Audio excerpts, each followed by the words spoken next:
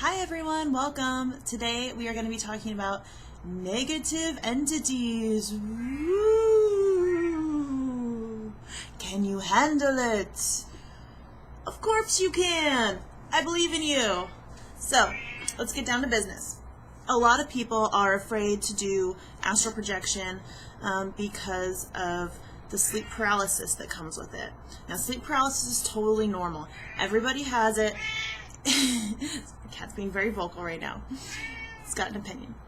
Everybody has it every night. It's what stops us from acting out our dreams while we're having them. So it just kind of paralyzes your body and you can't move while you're dreaming, which is nice because you don't like hit your partner in the face when you're trying to catch a ball or something. But the thing is a lot of us that practice dream consciousness, we tend to get this a lot more often when we wake up, and what it comes with is a lot of scary sort of sounds and imagery, and this goes way back. They talk about it in England. They call it the Old Hag, and you've probably heard about it, succubus, and basically it comes in a couple different forms. Sometimes it'll feel like somebody, like an old lady witch type, is on your chest and is like stopping you from breathing, or sometimes it'll come in the form of like a shadow person by your door. These are things that you'll hear a lot in the community. Should you be afraid of them? Nope, they can't hurt you. They are scary though, so it's okay that you're scared. Just know that there's nothing that can hurt you. Promise, okay? You're never going to have something take over your body. I've had some really scary experiences, but what I've learned is that when you're separating from your body, get out of the room as quickly as possible. Don't stay around that area for whatever reason. That's kind of when these negative things will kind of appear or whatever. And also, if you send something love, it will defeat the demon. Love defeats the demon. All right, it's a quote from Natural Born Killers. So yeah, just keep that in mind. I can give you some examples of some scary sort of situations that have happened to me, but look at me, I'm here, I'm fine, I'm making videos. Okay, so one time I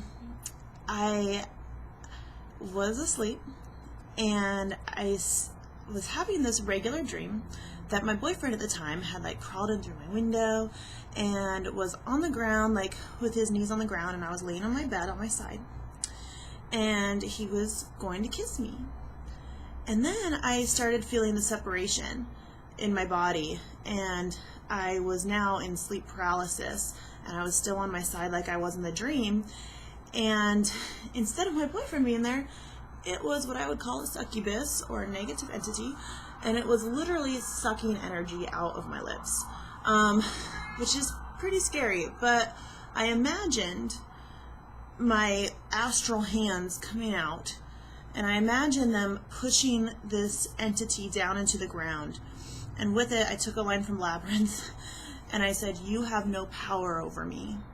And as I did this, he sunk back into the ground, and I woke up, and there I was on my side, and, in my room. And I will tell you, that was probably the least energetic I've ever felt the next day. I also didn't come with any sleep afterwards.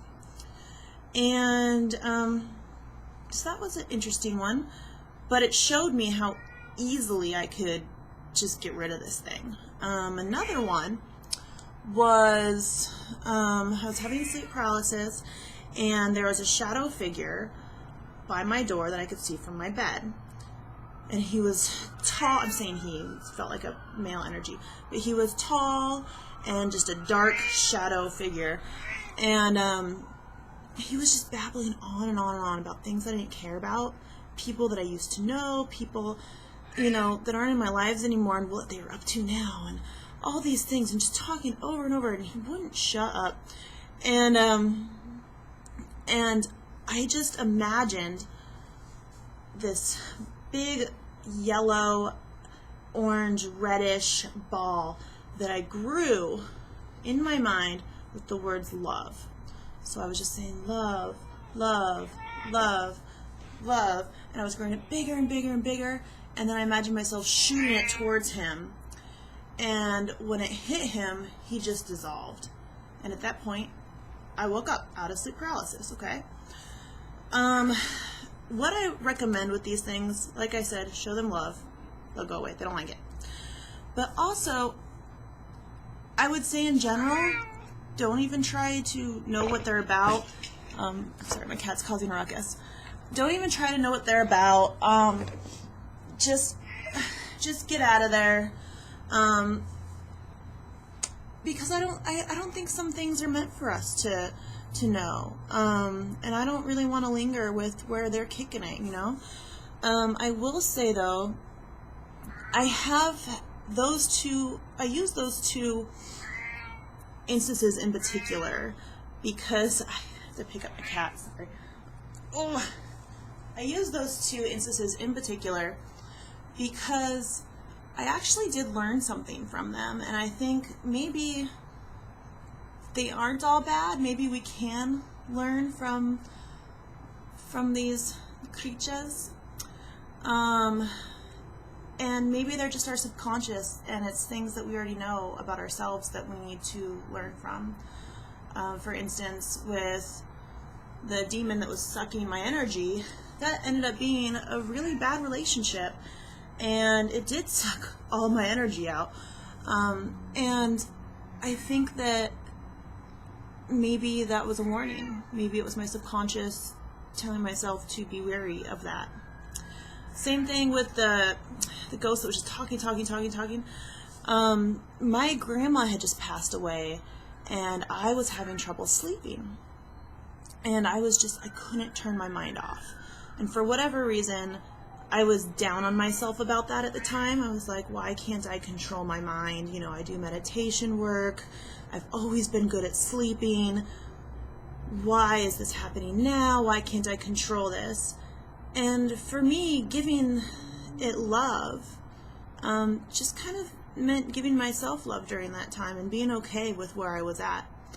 I don't think they all come with little life tips like that, but you know, if you could find them, I think they're good to really reflect on. You know, those things didn't come to me right away. They came days or weeks afterwards, or I think even months afterwards. With some of them, where you just kind of look back and think, oh, you know, maybe there was a reason for that. But anyways, to wrap this up, I think my cat needs food or something. Don't be scared. Really, it's so worth it to do lucid dreaming and to get out of your body. It's so much fun, and I think that once you do it enough, you can kind of raise your vibrational energy a little bit higher. Have a little bit more control and a little more control of your surroundings, and with that confidence, I mean, it hardly ever happens to me anymore when I have sleep paralysis or anything. So just keep at it. I believe in you guys. If you have any further questions on the subject, please go ahead and give me a comment. Subscribe to my channel. That helps out a lot. And happy traveling. Bye guys. Thanks.